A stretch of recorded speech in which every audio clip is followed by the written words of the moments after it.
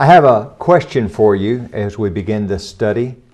Are you a godless fool? Someone might say, how in the world could you ask such a question? Well, it's a question that actually you need to be asking yourself, because that's one of the categories that we find within the pages of the Bible when it comes to types of fools.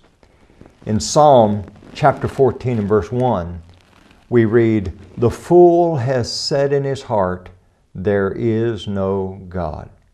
Welcome to this, your daily 180 Bible study. This week we're talking about the subject of the fool. Who is a fool? What constitutes one becoming a fool?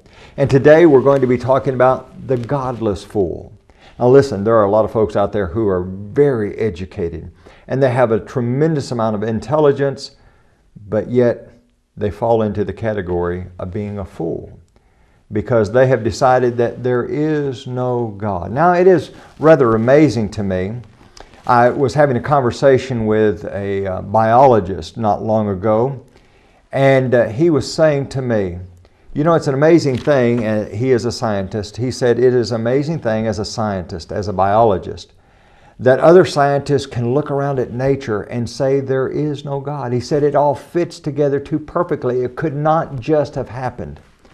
That reminds me of Isaiah chapter 6. Isaiah is in the temple of the Lord. He sees the Lord sitting high and exalted, and the train of his robe was filling the temple, and the seraphim are flying around the throne. And listen to what they sang. Holy, holy, holy is the Lord of hosts. The whole earth is full of His glory. Well, that's exactly right.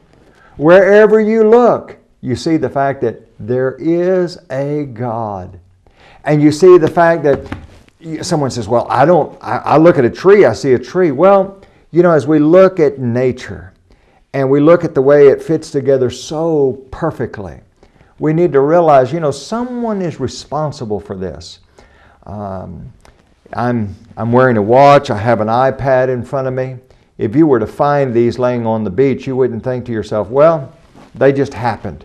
You would think, well, someone designed it, someone made it, probably someone was involved in marketing this product. You might not know whether it was one person, 2 people, 10 people, or a whole army of people, but you would know it didn't just happen. And when we look around at this marvelous world, we realize there is a designer and a maker behind it all. Join us again tomorrow for your Daily 180.